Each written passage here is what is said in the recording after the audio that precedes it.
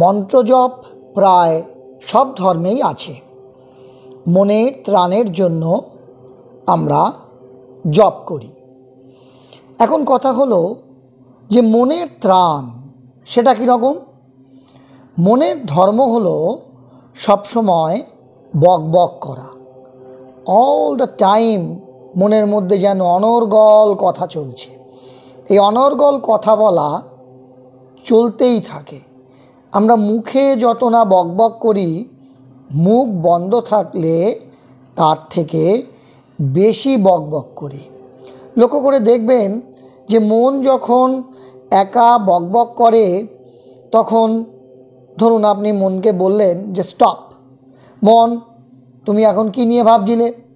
না, মনে আমি ভাবছিলাম যে ওই যে সেদিন পিন্টুর সঙ্গে রেস্টুরেন্টে গিয়ে বিরিয়ানিটা খেয়েছিলাম, ও তার মানে তুমি অতীত নিয়ে ভাবছিলে। আগে হ্যাঁ, ঠিক তাই। মনকে আবার আপনি বললেন যে দেখো মন, তোমাকে আজ থেকে অতীত নিয়ে ভাবা বন্ধ করতে হবে। ঠিক আছে, অতীত নিয়ে আর ভাববো না। আবার কিছুক্ষণ পর মনকে বললেন মন তুমি স্টপ হও। মন তুমি কি নিয়ে ভাবছিলে? না, মন বলছে আমি ভাবছিলাম যদি ওই রকম বিরিয়ানি অন্য কোনো রেস্টুরেন্টে বাড়ির কাছাকাছি পাওয়া যেত, তবে আরও একবার যেতাম। ও তার মানে মন ভবিষ্যৎ নিয়ে ভাবছে, তাই তো? ঠিক তাই। তাহলে খেয়াল করে দেখবেন যে মন খালি অতীত অবস্থা নিয়ে ভাবে অথবা ভবিষ্যৎ অবস্থা নিয়ে কথা বলে। বর্তমানে মন থাকতেই চায় না। মন এক কথা বারবার বলতে চায় না। তাই শাস্ত্রে জপ এসেছে। বিজ্ঞান বলছে যে একজন মানুষ সারা দিনে তার জানতে বা অজান্তে তার মনের মধ্যে 50 থেকে 60,000 চিন্তার যাতায়াত হয়। কাজে এই যে বিভিন্ন চিন্তা ভাবনা, এগুলো মনে অহরহ চলতে থাকে। তাহলে এই জপের মাধ্যমে আমরা ঈশ্বর লাভ করব কীভাবে? সেই জন্যই এই মনকে শান্ত করার জন্য শাস্ত্রে জপের কথা এসছে। আর জপ হলো একই মন্ত্র বারবার উচ্চারণ করা। কিন্তু এই মন্ত্র জপের মাধ্যমে ঈশ্বরকে অনুভব করা যায়, ছোঁয়া যায়। কিভাবে?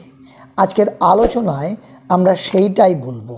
সেই বিষয়টাকে নিয়েই আজকে আমরা আলোচনার মধ্যে প্রবেশ করব, যে কিভাবে মন্ত্র জপের মাধ্যমে ঈশ্বরকে বারবার করে ছোঁয়া যায়, বা প্রতিবার মন্ত্র জপে কিভাবে আপনি আপনার ইষ্টদেবকে ছুঁতে পারবেন।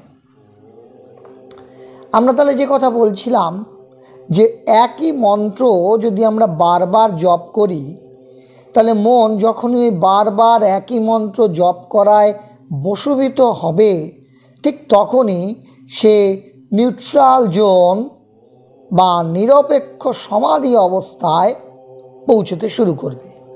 মন্ত্র জপের তাৎপর্য হলো এটাই। আর এইটাই হলো মনের বর্তমানে অবস্থান করা। অর্থাৎ মনকে আমাদের অতীত ও ভবিষ্যতে বিচরণ করতে না দিয়ে বর্তমানে অবস্থান করাতে হবে।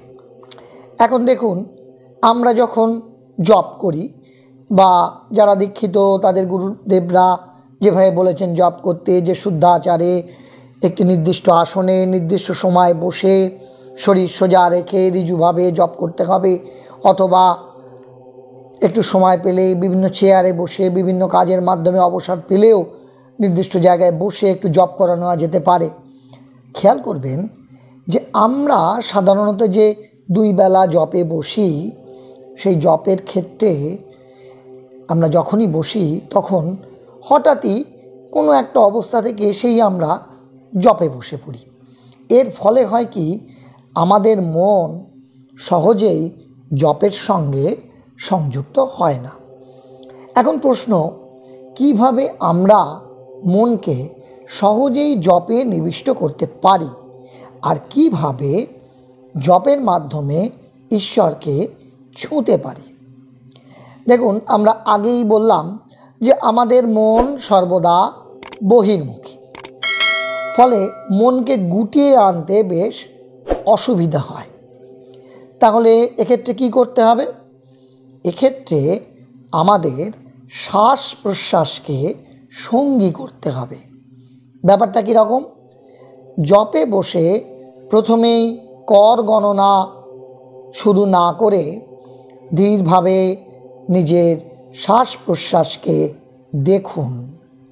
এইভাবে অন্ততপক্ষে 10টি থেকে 11টি শ্বাস নিন, আবার শ্বাস ছাড়ুন খুব ধীরে। খেয়াল করুন যে আপনার মন ধীরে ধীরে অন্তর্মুখী হচ্ছে। এইবার আপনার ইষ্ট দেবতার মুখ কল্পনা করুন। মনে করুন তিনি আপনার সম্মুখে আপনার দিকে মুখ করে বসে আছেন অথবা দাঁড়িয়ে আছেন। কল্পনা করে নিন যে আপনি আপনার ইষ্ট দেবতাকে প্রণাম করছেন। এইবার ধীরে ধীরে করজপ শুরু করুন। খেয়াল রাখবেন যে কোনো রকম তাড়াহুড়ো বা দ্রুততা অবলম্বন করার প্রয়োজন নেই। এরকম কোনো লক্ষ্যমাত্রা প্রাথমিকভাবে বেঁধে নেবেন না যে আপনাকে দ্রুততার সঙ্গে 100 বার জপ করতে হবে। বরঞ্চ খেয়াল রাখুন যে মন্ত্র যেন সঠিকভাবে উচ্চারণ করতে পারেন এবং জপের মন্ত্রের সঠিক অর্থ যেন আপনি স্মরণ করতে পারেন। অর্থাৎ ভালোবাসার সঙ্গে, আদরের সঙ্গে আপনার ইষ্ট মন্ত্রটিকে বারংবার জপ করতে পারেন।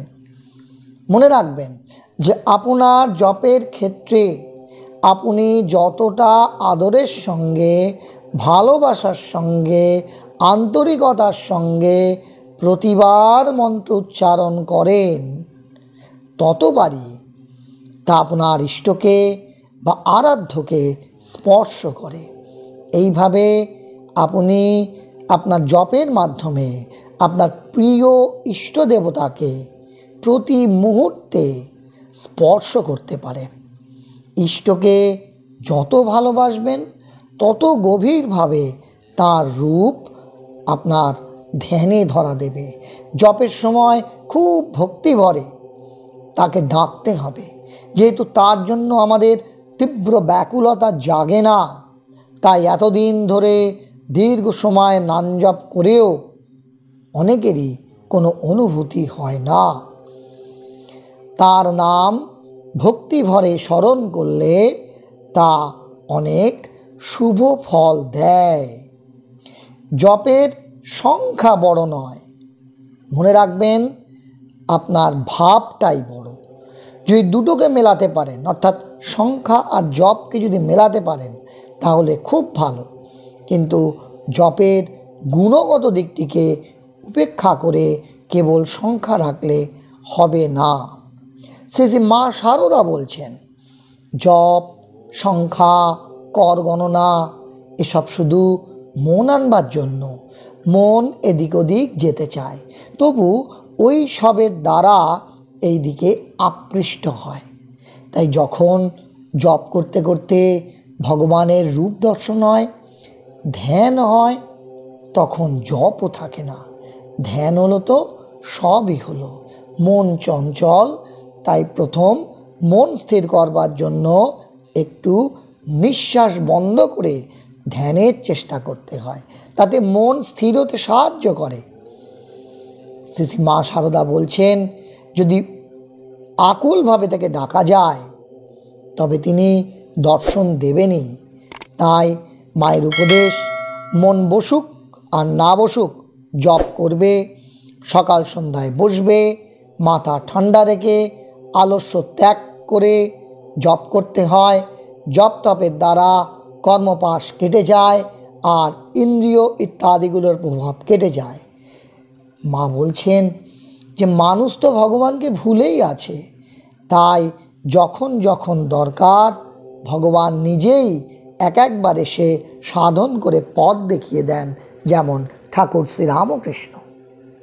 সুতরাং বন্ধুরা, আজকের আলোচনায় আপনাদের কাছে জপের যে প্রসঙ্গ উপস্থাপিত করলাম, যে কিভাবে জপ করলে আপনার প্রতিটি জপে আপনি ঈশ্বরকে ছুঁতে পারবেন, এই আলোচনা যদি আপনার ভালো লেগে থাকে, আপনাকে যদি সমৃদ্ধ করে থাকে, তবে অবশ্যই আপনার পরিচিত জনেদের মধ্যে শেয়ার করে দিন, সঙ্গে লাইক করুন আর আপনার সুচিন্তিত মতামত কমেন্ট বক্সে লিখে জানান।